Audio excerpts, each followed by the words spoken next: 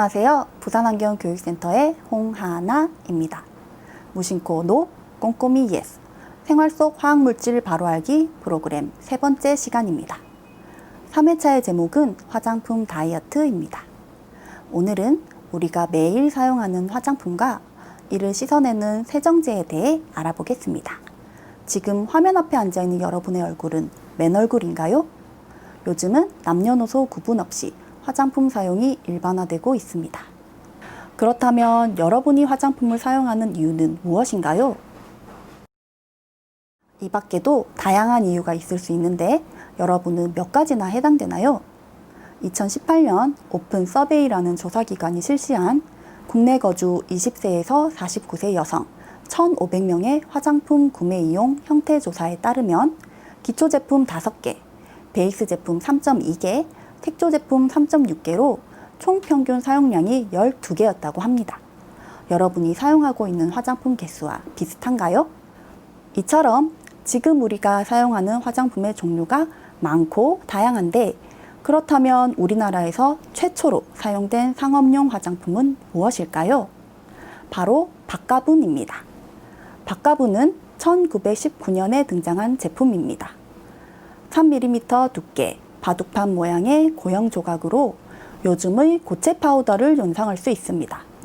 사진에 보이다시피 색깔이 하얘서 백옥 피부를 표현할 수 있고 은은한 향이 났을 뿐만 아니라 예쁜 포장지로 인기를 끌었습니다. 박가분의 사용 효과는 광고 문구를 통해서 알 수 있습니다. 최고한 역사가 있고 누차 상패받은 박가분을 항상 바르시면 탈빛이 고와지고 모든 풍증과 땀띠, 잡티가 사라지고 윤택해집니다. 이런 효과의 비법은 무엇일까요? 이미 알고 있는 분들도 있겠지만 바로 납입니다. 납을 산성액으로 처리하여 밀봉한 뒤 가열하면 하얀 가루가 돋아나는데 이를 납꽃이라 부릅니다. 이처럼 분말 형태로 만들기 쉽고 흡착력이 높아 중세 유럽과 일본 등에서도 오래전부터 사용했습니다. 하지만 중금속인 납이 피부에 축적되어 피부 괴사나 정신 이상 등 납 중독 현상을 일으키자 살을 파먹는 가루라는 소문이 퍼지며 1937년 폐업하게 되고 화장품의 납 사용이 금지됩니다. 그럼 요즘 화장품 성분들은 아무런 문제가 없을까요? 최근 문제가 됐던 화장품 속 화학물질인 파라벤에 대해 알아보도록 하겠습니다. 앞서 우리는 화장품을 사용하는 이유에 대해 얘기했는데요.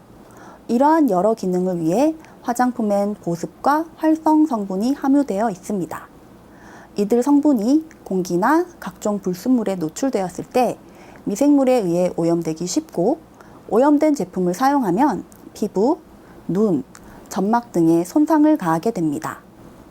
이러한 미생물의 성장을 억제시켜 제품의 보존 기간을 늘려주는 방부제 역할을 하는 것이 파라벤입니다.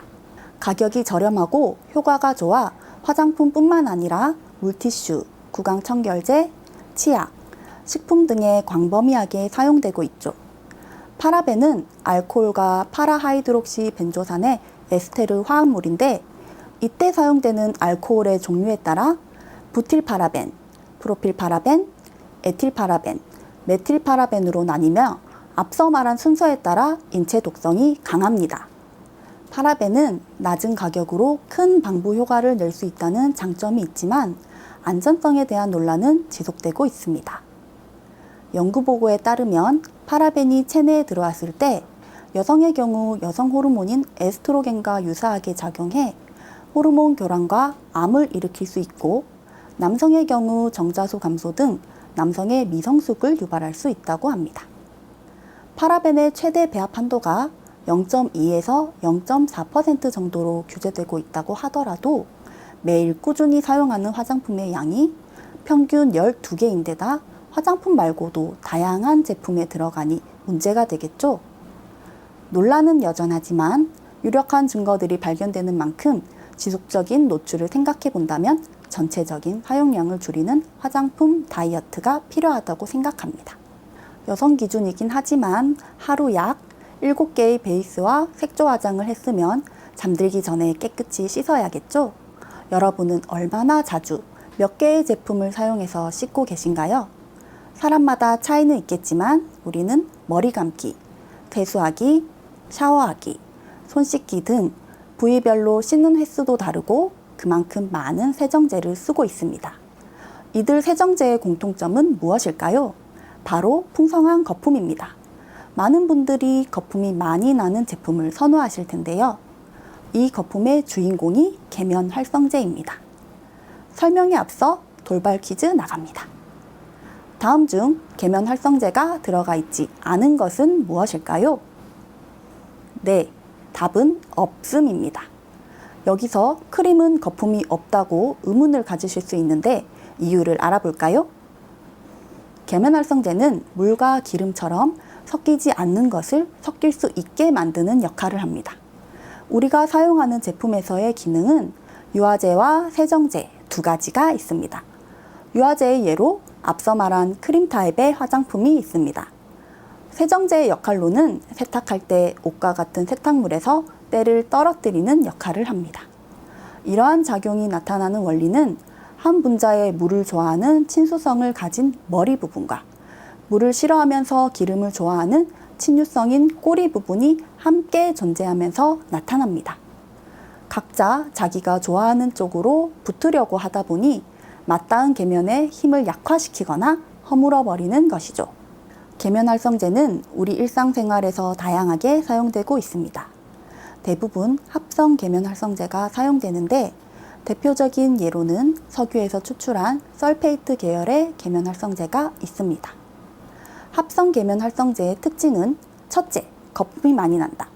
둘째, 가격이 저렴하다. 셋째, 세정력이 높다입니다. 하지만 강한 세정력으로 피지도 유화시키게 되면 피부의 보호막에 손상을 줘 외부의 작은 자극에도 쉽게 반응하게 됩니다. 이는 트러블과 아토피성 피부의 원인이 되고 과다한 피지 제거로 피부를 더욱 건조하게 만들 수 있습니다. 이렇게 피부를 과하게 자극하지 않는 천연 유래 계면 활성제로는 코코넛 오일에서 추출한 코코베타인과 사과 추출물을 아미노산과 반응시켜 만든 애플워시 등이 있습니다. 합성 계면 활성제가 인체에 해로운가에 대해서는 사용량 문제와 일부 동물 실험으로 얻은 결과라는 점에서 확실히 단정 지을 수는 없습니다. 그러나 사용한 지 100년도 되지 않았는데 지속적으로 독성과 발암성 논란에 휩싸이고 피부 자극에 관한 보고가 있다면 불안 요소가 충분하다고 할 수 있습니다. 안전하다고 주장하는 쪽에서는 아주 적은 양을 사용하므로 독성 영향이 없고 체외로 배출되어 문제가 없다고 합니다. 하지만 결론적으로 보면 여러 가지 피부염과 알레르기를 유발하는 것이 나타났고 다양한 제품을 지속적으로 자주 사용하기 때문에 체내 촉정 문제도 간과할 수가 없습니다. 따라서 안전성이 확인된 성분이 들어있는 제품을 선택하는 것이 현명하겠습니다. 오늘은 파라벤과 계면 활성제에 대해 알아보았습니다.